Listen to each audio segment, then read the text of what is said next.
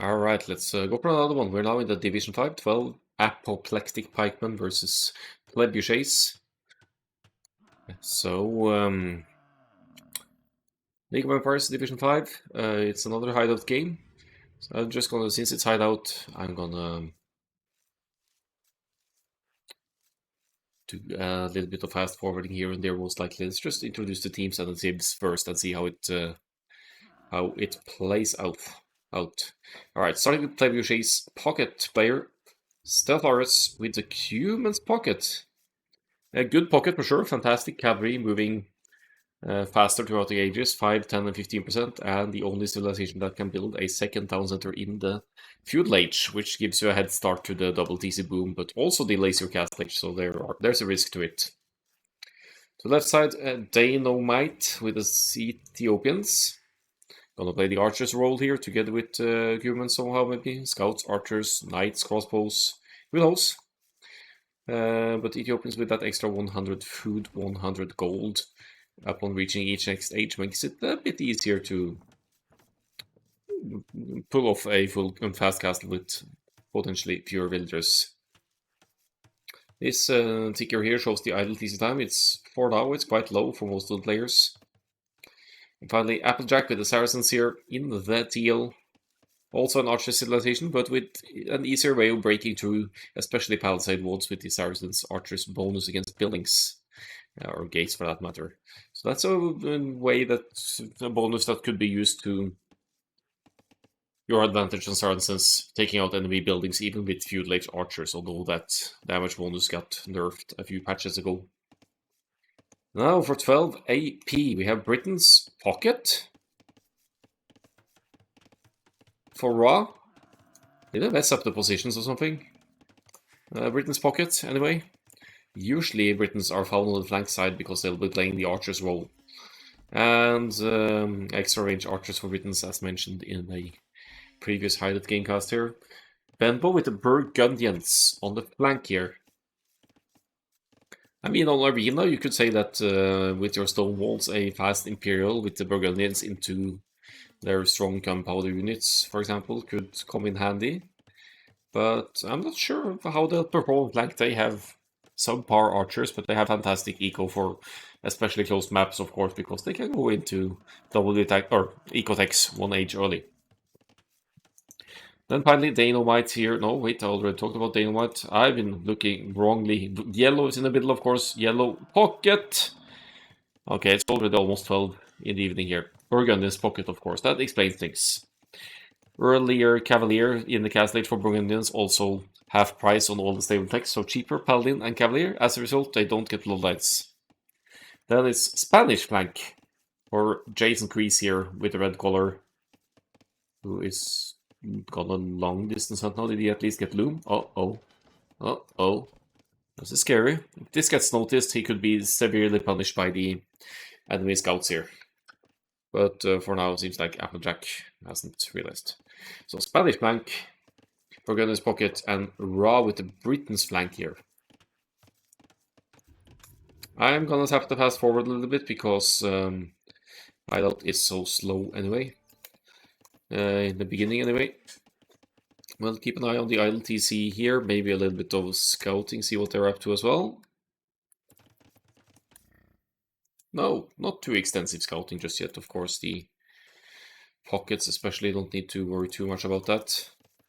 We have a 19 pop up for the Cubans, but that's not so surprising. Usually that would mean scouts with most cavalry civilizations, but for Cubans it is very likely just to be that second town center to go up here. Look at the wood count.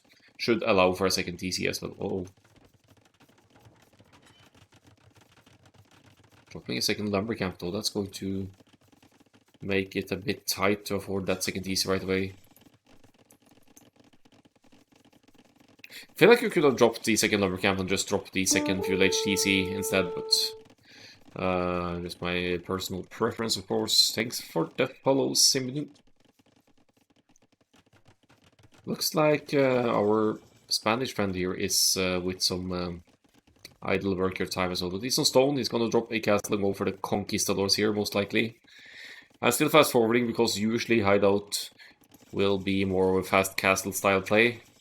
Saracens with some house walls here to keep. Already expecting Spanish probably to go for even a forward castle and conquistadors here. But now we have some army aggression movement here. I'll pause it a little bit and see what's gonna happen here.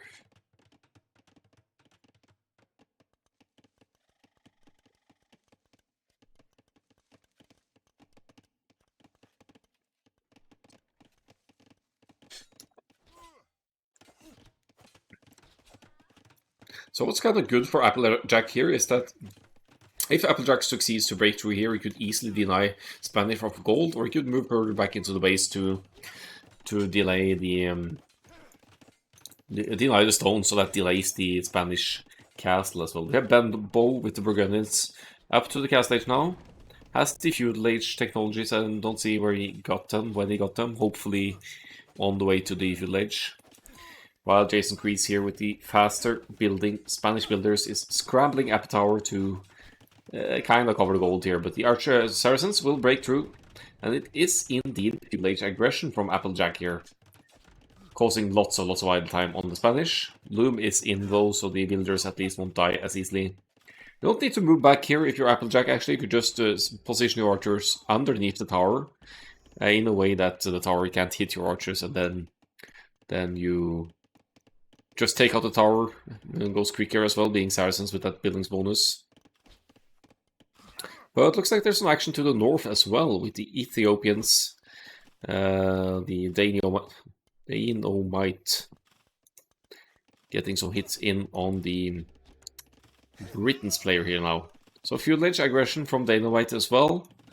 The Britons are archers though, yeah, 1 and 2, not really any fantastic numbers here for Riot. So even with the castle age kicking in, this could be awkward to hold off now that Dainomite's archers are in.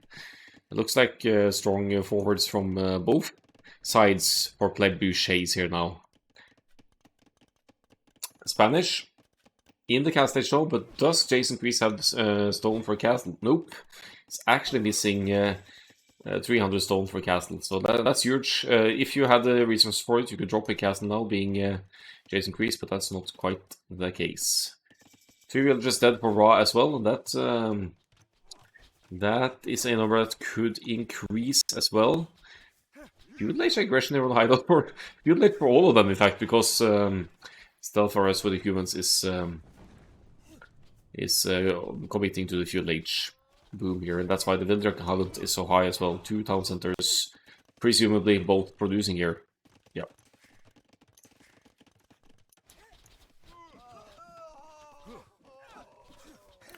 So Ra is defending okay here with skirmishers, as long as there isn't any enemy cavalry out, and humans are still in the feudal age, so there won't be any knights here at least. Could still be scouts out on the field, of course.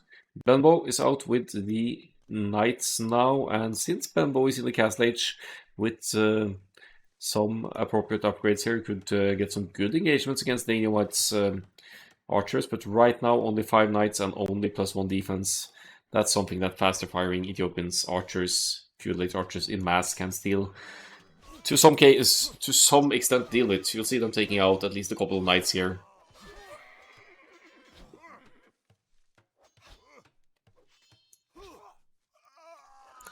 I mean, they are losing some units, so KD on the negative side for Dainomite here.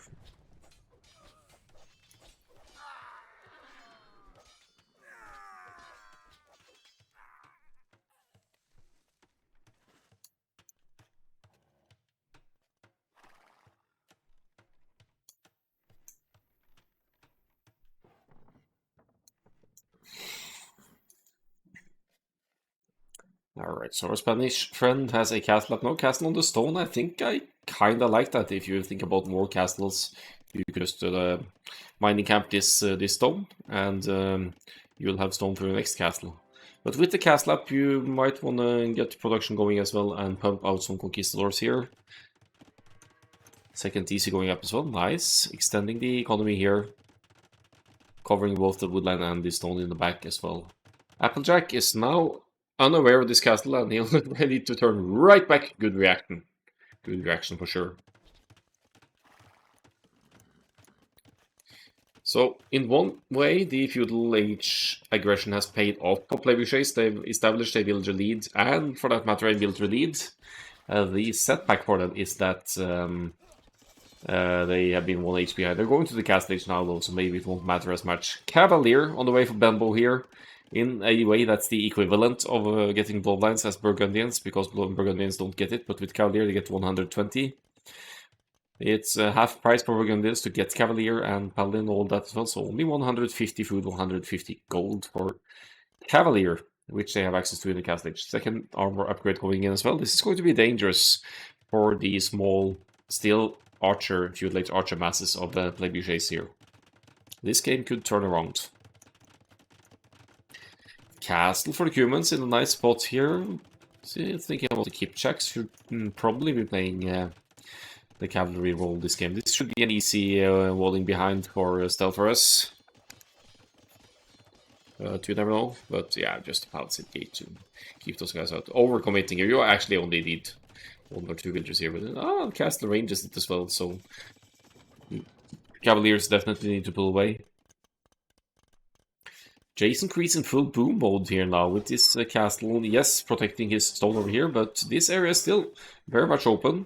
And with Castle Age and Crossbow kicking in for Applejack, Applejack can actually start taking out town centers with the crossbows, because crossbows with Bodkin, they outrange TCs by 1, I believe.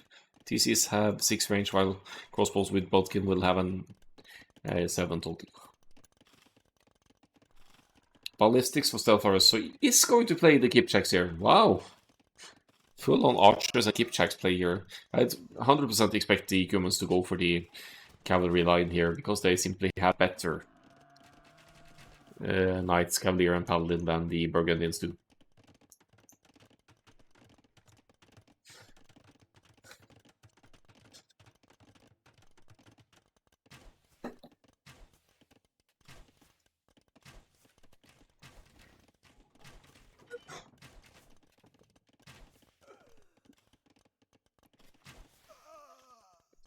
Jason Crease with another castle. Spanish builder, they build more quickly. Is he actually going to try and kind of trap the crossbows here? That's funny.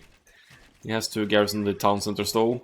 Conquistadors won't be doing much because you have a crossbow mass to easily take them out, but farms can be sniped, TCs can be sniped, and now the idle. Yeah, look at the worker efficiency last minute for Jason Crease here now. It's very, very low because they are inside the town centers mainly. Looks like this is where the action is going on. Benbow here with the Cavalier, but Stelforus has gone into Pikemen here. And another castle, so that should be a giveaway now that the Cubans is actually going for the unique unit here.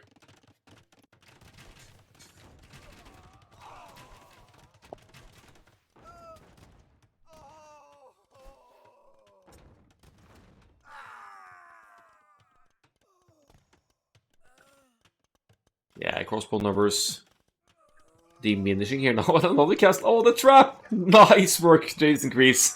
Castle up on the other side, effectively protecting the base now and taking out the crossbows. Covering this gold, covering this stone. Now just to get that villager number back on track, because Plebuchets, they are still ahead in military and army here, in military and villagers here, in fact. With a total 250 population to 197. Both teams extending their economies, but army production a bit lacking, especially for 12 AP here now. They are kind of, yeah, not producing any military right now.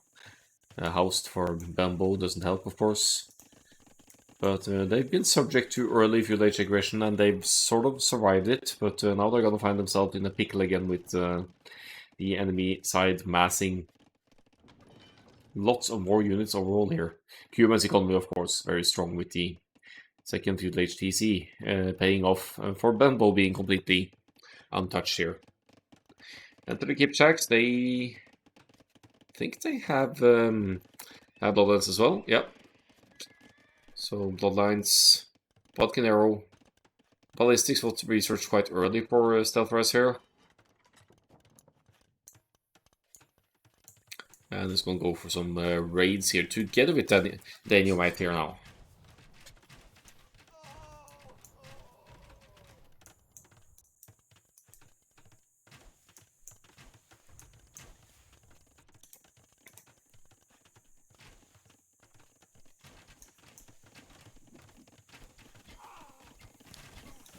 Crossbows, we have elite skirms for Britons, but not nearly in the numbers needed here.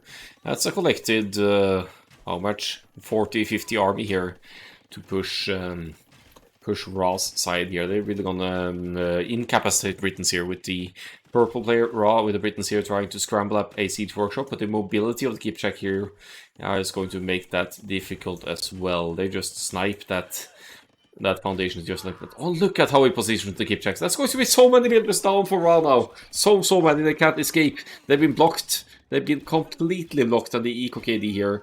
Ra is losing everything now. 18 builders lost already. Benbow getting focused by the Burgundians cavalry here now. Going to lose a lot of the crossbows, but also going to kill off a lot of cavaliers here. And the Kipchaks joining in as well.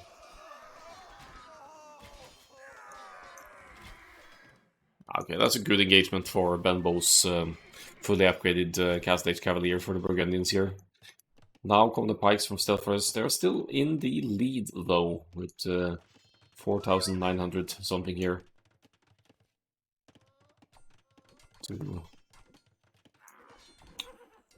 Yeah, 6,700 score lead here. Ra with the defensive castle now, but will that go up? I think there's enough military here to defend. South side, yeah, some cavaliers peeking about here, but they're not doing much.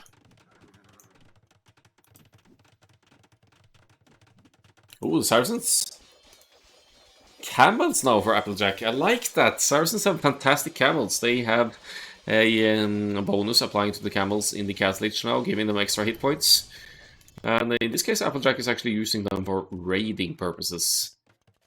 Which might not be a bad idea against Burgundians with their strong economy after all.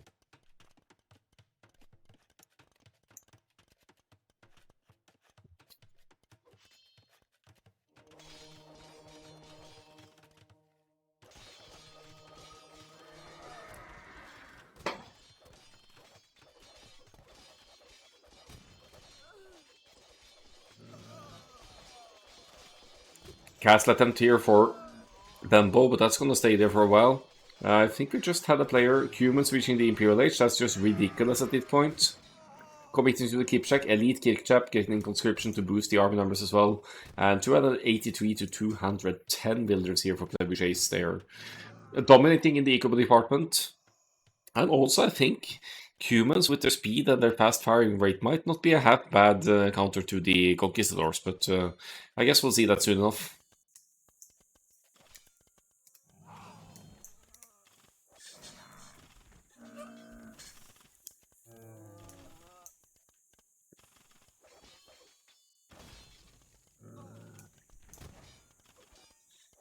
Good engagement for red and yellow here to take out Applejack's camels. They are or had been lacking some upgrades for a while.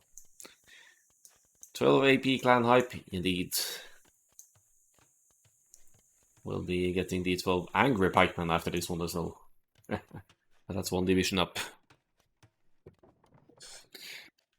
I'm mainly doing single games today, it says best of two, but since I'm covering all divisions, I can't cover all the games. I think you never know how long these games last. So I'm venturing into dangerous territory here. Camels plus 1 attack plus 2 defense against the Burgundians fully upgraded ones, but they are camels, they are the counter unit, and actually they have more hit points than Cavalier as well. But we need some support here for Applejack. You can't take this fight alone with... Yeah, it's just never going to catch up with the conquistadors here. Where are the Kipchaks? They're over here. They're just chilling out for now and allowing the Britons to palisade wall off this side. Full on elite skirmisher long. Which is honestly, right now, not a bad call for a team game for Britons, because everything, literally everything except for the Mangonel here, is countered by skirmishers. Halberdiers, skirmishers have bonus damage against Pikemen and Halberdiers and such, and the same goes for the Pikemen, and of course the elite Kipchaks as well. So Stealth Force needs to add some light cab or Cavalier Paladin into the mix here to deal with the skirmisher mass. They actually need to see what's going on as well, didn't they? Yeah, I don't think they know that there's a mass of skirmishers here. They're preparing the trade, which I like. Gonna secure the corners now for a trade line here for Plebuchets, and if they get the trade rolling before their opponents, that's going to be a huge one.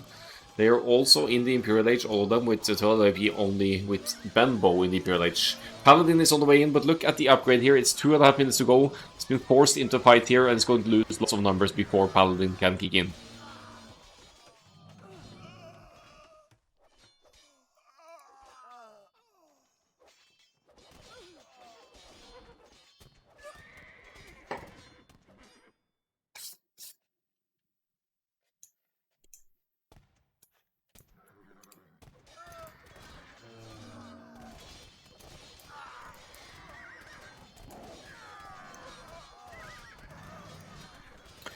Good engagement for 12 AP here, can't say nothing about that. Ra with 4 TCs with witness but only 68 villagers. Did lose 18 villagers to raid earlier. These skirmishers will be doing work here though, until Daniel White can get some juicy hits in with the Mangal Elves here. Let's see if the Halbs are close enough as well, they could deal with this. But yeah, this mass, I mean, just add some light cab or hussar preferably, and you're fine here. Good hit.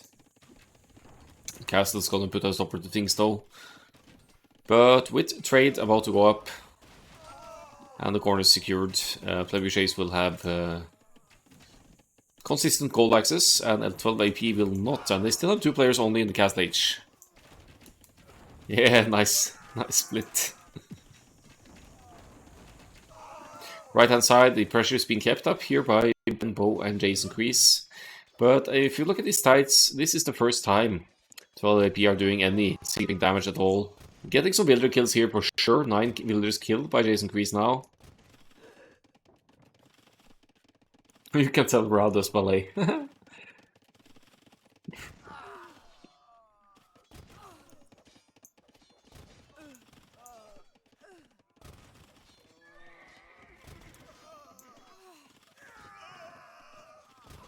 Kongs and Master. 25 Kongs, 2 castles still producing them. There's some good raids by Jason Kreese here on the Saracens, but remember the Kumans have been untouched all game. Stealth Force is officially population capped here, now finally added those Hussars as well. With the Kuman's unique technology, Hussars, Step Lancers, and I think Cavalry Archers are created much faster. There's an overchop here, so you could actually even run in with the Hussars here and get some devastating raids in on Ra.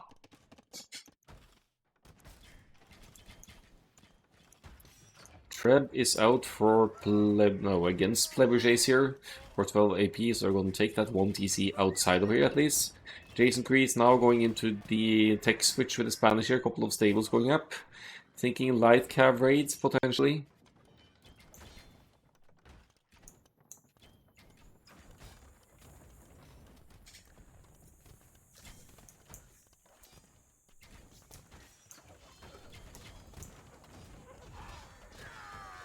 I mean, right now, honestly, 12 IP are with a better push here. They are behind in score though, but that is partly because of eco. Plebuchets have more military overall as well and more villagers. So this push needs to do some serious damage before 12 AP can consider themselves back in the game here. We have Heavy Camel for Applejack as well, accompanied by Kipchak now. While there's not too much happening in the north, but there's pushing with the Trebuchets here. And keeping the Britons at bay, essentially. They're lower eco as well. Burgundian Vineyards for Benbow. That's going to grant them a lot of... that's converting food into gold, isn't it? So Benbow here is struggling for gold right now, kind of. Let's see when that completes what happens. It's also a side effect that relics generate gold. See, half of the food was now converted into gold, so I think you'd need to float a lot more food before that's really significant here. But you get a one-time boost to the gold income, so better than nothing for Venbo. It's actually not worth the cost when you have only 2k4 gold in the bank like that, but it certainly helps to get production running again. We have Bombard Cannon out of the field. Looks like it was dealt with here. And now again, Elite Skipjack and Heavy Camels here. Heavy Camels, for Saracens with their 150 HP should be doing awesome against Burgundians Paladins, because Burgundians don't get halberd, don't get bloodlines. Almost 3000 score lead for Plebuchets here, and all things considered, they're holding nicely. I'd like to see Applejack re-walling here or getting a castle, defensive castle up or something to keep raids from happening again, but they're in a nice spot here. Look at the villager counts here. Daniel might still making them as well. You have a massive boom for Benbow as well, so we have to be on the lookout for Flemish Revolution here, actually. Which could happen at some point. Castle up here, lots of stables as well. Gonna provide some paladins on the left top side as well. And now for the trade, the markets are going up. What's that? Torsion engines. Ooh, torsion engine siege for the Ethiopians. Awesome, you don't get to see that a lot. That's giving the siege extra blast radius for Ethiopians, so that affects Olgers and heavy scorpions and whatnot. Very nice tech to get when you're especially up against a archer civ like the Britons.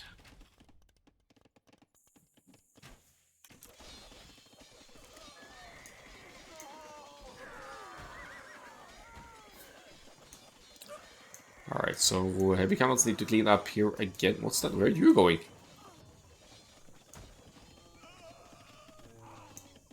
Is he actually trading with that market? Okay, that's crazy. I guess Daniel might started trading before the markets in the corner were ready.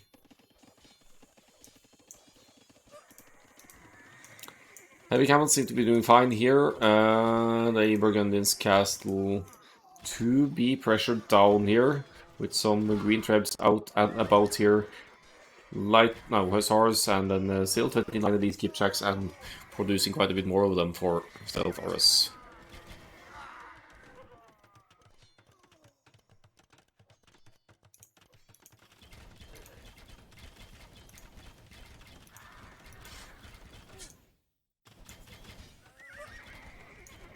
Yeah, paladin numbers being quickly dealt with here by the elite skipjacks mainly. 3 trebs here to contest the castle as well, so that's going to go down eventually. We still have conquistadors here in production. At this stage in the game, that's not the best play, I think. And with this massive elite skipjack, you have speed and a range unit able to deal with them, I would say.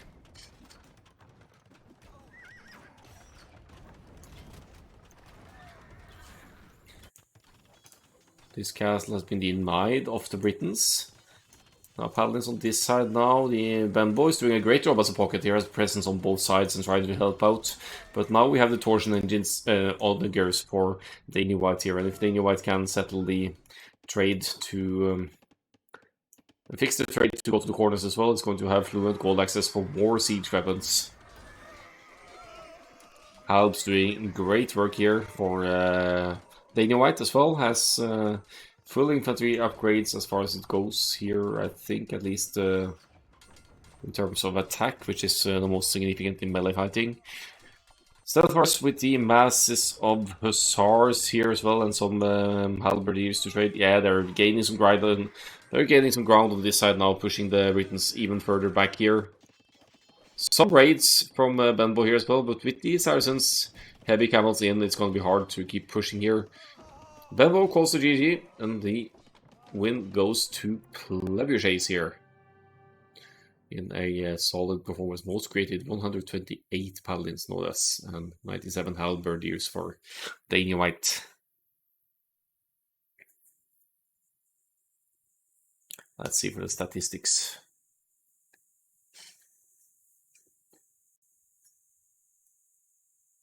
Oh, I can toggle ecotechs here as well to show when they happened. Sometimes interesting to see.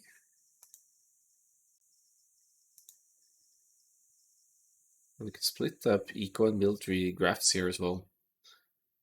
So we're seeing the feudal age archers investment of Saracens here, among other things, also Ethiopians, but later on it evens out because all the teams are making military humans dominating with their economy later on though and massing like crazy.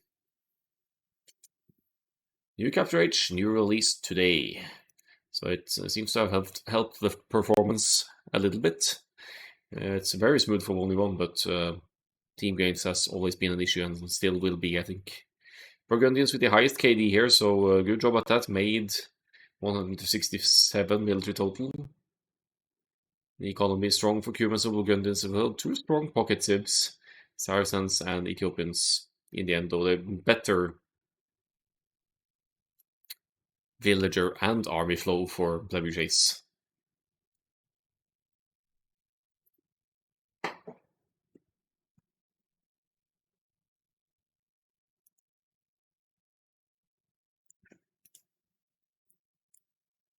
Let's see the APM chart just for fun here as well. It's the same one as on AoE Nexus. You see some spikes in. Oh, what's going on here? Probably placing down lots of stables or making a switch of some kind.